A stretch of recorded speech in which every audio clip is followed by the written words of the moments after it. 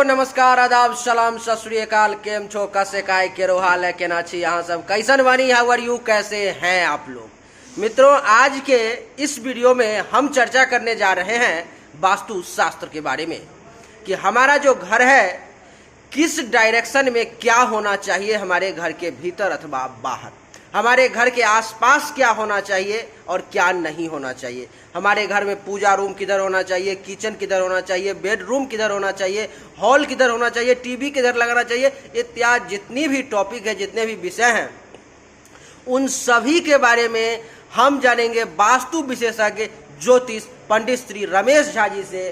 Sir बताइए वास्तु के विषय में कि क्या क्या किधर क्या क्या होना चाहिए। हाँ, वास्तुशास्त्र के माने होता है जिस भूमि पर हम वास करते हैं। वास करने से पहले भूमि पर में शिलान्यास होता है। शिलान्यास से पहले इस भूमि को देखना चाहिए, जो भूमि किस तरफ झुका हुआ है, जिसको कहते हैं पल्लव झुकाव, यानी कि बरसात होने पर उस भूमि का जल किधर जाता है। अगर वह भूमि का जल पूरब की तरफ जाता हो, उत्तर की तरफ जाता हो, तो वह भूमि लक्ष्मी प्राप्ति कराने वाला, सर्व सुख देने वाला होता है। अगर वह पश्चिम की तरफ भूमि का जल बहता हो तो समझे वह व्यक्ति राजा भी होने से संघर्षमय जीवन उसका बीतेगा। अगर वह भूमि का जल दक्षिण की तरफ बहता हो तो अरिष्ट योग बन जाता है। उस भूमि पर बार बार व्यक्ति को मार केस होता है, माल मवेशी मर जाता है, बच्चा होने पर उसका प्राण संकट में हर समय रहता है। अतः इस वस्तु भूमि को अगर उस लायक नहीं है तो मूर्चाबंदी करके चारों तरफ से दीवार दे करके उस भूमि को उस तरफ बनाया जा सकता है, जिससे वह पूरब की तरफ और उत्तर की तरफ उसका ढाल हो जाए। हर समय ध्यान रखना चाहिए चंद्रमंडल, सूर्यमंडल जो होता है पूरब से पश्चिम की तरफ जो मकान बनाया जाता है या जो भूमि होता है उसको सूर्यमंडल कहते हैं। लंबाई पूरब से पश्चिम की तरफ जो होता है वह धन और कुल का नाश करने वाला होता है। यानी कि पूरब से पश्चिम की तरफ ज्यादा लंबा नहीं होना चाहिए। नहीं होना चाहिए।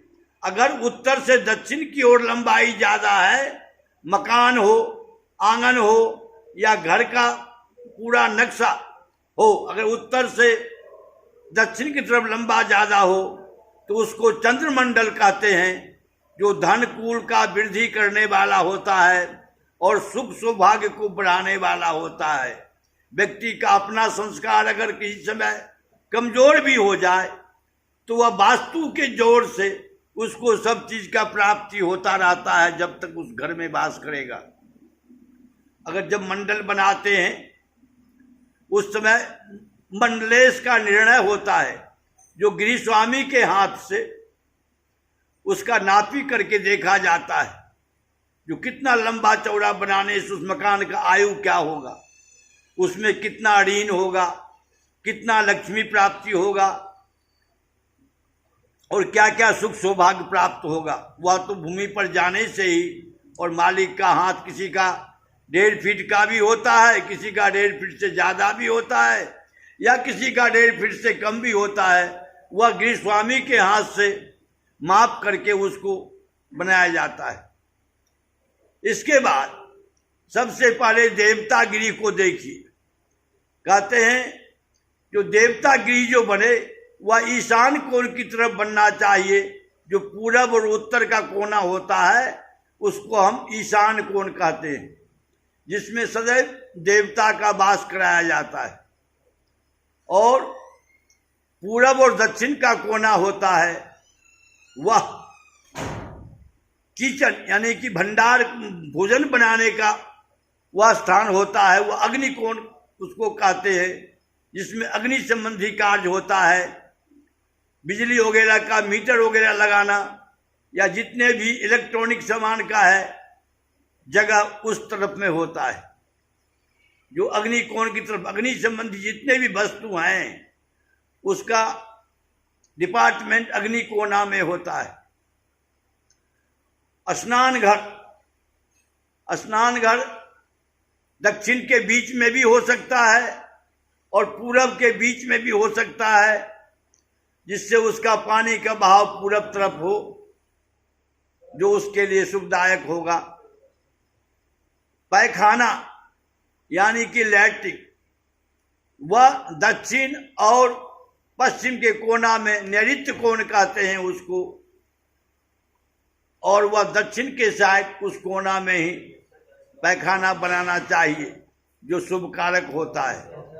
बैठने का सीट उत्तर मुंह या पूरब मुंह होना चाहिए, जो शुभ कारक होता है। वायु कोण पश्चिम और उत्तर के कोण को वायु कोण कहते हैं, जो भंडार रखने का घर है। भंडार कोण कहते हैं स्टोर, अनाज का स्टोर किया जाता है। उसी के बगल में प्रसूति गिरी भी होता है, रोदन गिरी भी होता है, वो सब उसके बगल में रखा जाता है। यह बड़ा मकान का डिजाइन है। जैसे नल लगाना है, बोरिंग गाड़ना है, टंकी बैठाना है, यह सब ईशान कोण की तरफ ही अच्छा होता है, शुभ कारक होता है, और तरफ हानिकारक होता है। ईशान कोण यानी पूरब और उत्तर का कोना। पूरब के उत्तर के कोना जो है उसको ईशान कोण कहते हैं। और मकान के आधा, पूरब की तरफ से आधा और उत्तर की तरफ से आधा, ये बीच का जितना भी भाग है, इसमें किसी जगह बोरिंग गाड़ सकते हैं, किसी जगह नल लगा सकते हैं, यह शुभ कारक होता है। या आवश्यकता होने से मकान के मध्य पश्चिम की तरफ भी लगा सकते हैं बीच में, तो वह बोरिंग अच्छा शुभ कारक फल होता है, और तरफ गाड़ने से वह हानिकारक होता है।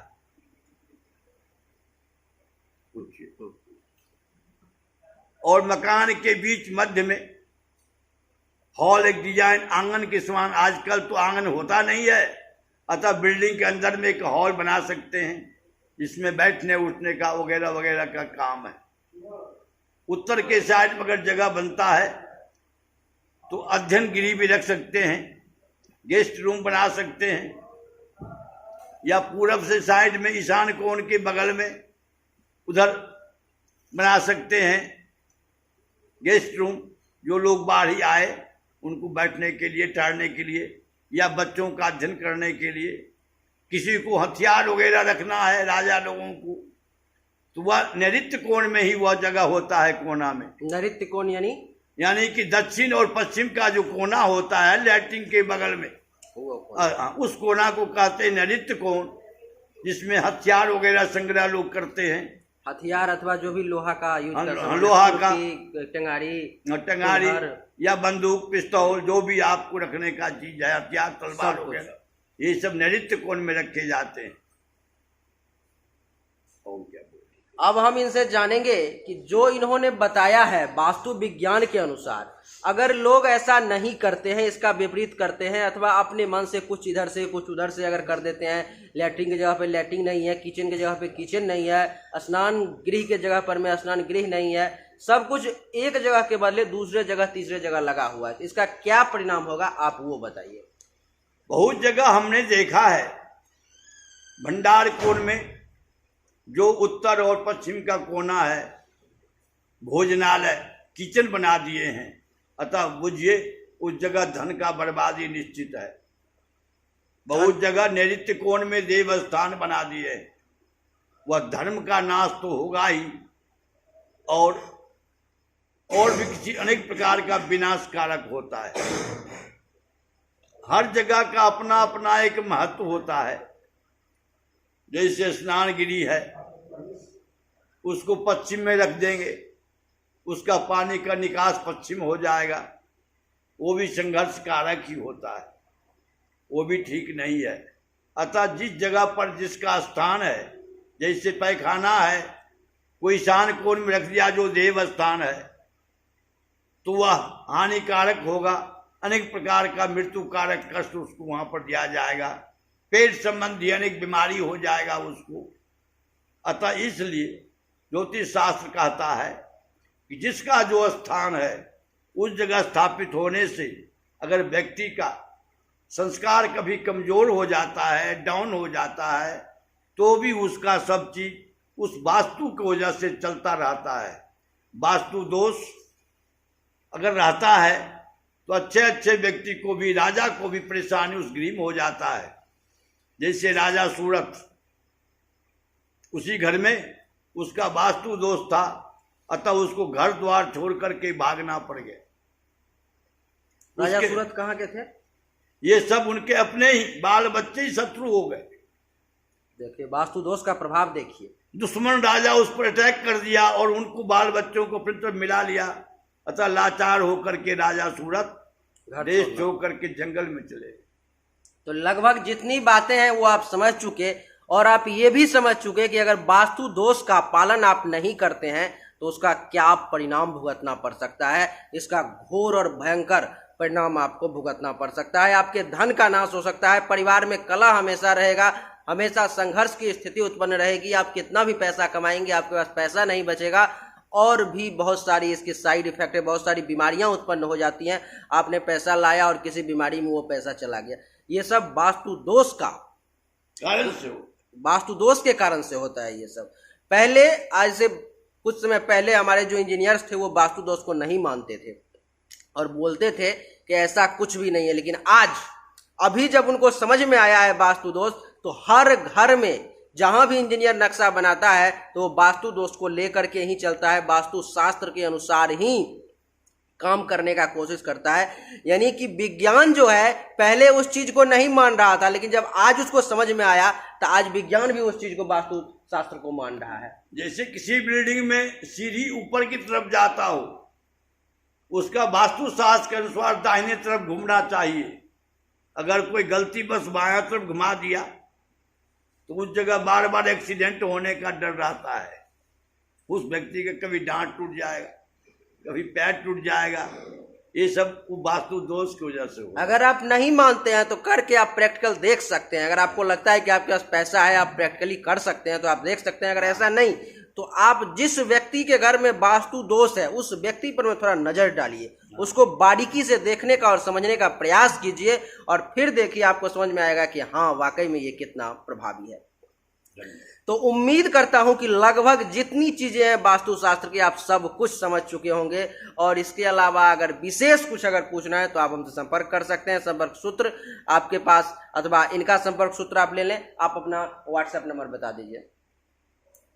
हाँ, हमारा व्हाट्सएप नंबर है 97 71 10 37 78। अगर किसी कारणवश इनसे कांटेक्ट नहीं हो पाता है तो आप मेरे व्हाट्सएप नंबर पर में भी मैसेज कर सकते हैं। व्हाट्सएप नंबर है 7062757996। इस नंबर पर में भी आप मैसेज कर सकते हैं। इनके नंबर पे करें अथवा मेरे नंबर पे करें, आपको समस्या का समाधान निश्चित रूप से बताया जाएगा। उम्मीद करता हूं कि अब आपको ये वीडियो पसंद आया होगा, क्योंकि आज तक जितनी भी वीडियो यूट्यूब पे हमने देखी है वो इतना ज़्यादा डीपली और गहराई से एक ही वीडियो में हर कुछ नहीं बताया गया है। आपको ये वीडियो थोड़ा लंबा हो गया लेकिन सब कुछ की जानकारी मिल गई, ये कमाल की बात है। और अगर आपको पसंद आया तो इस वीडियो को लाइक करें, शेयर करें, चैनल को सब्सक्राइब करके इसके बेल आइकन के बटन को दबाएं। एक बार फिर से आप सभी का बहुत बहुत धन्यवाद। Thank you so much. जय हिंद, वंदे मातरम।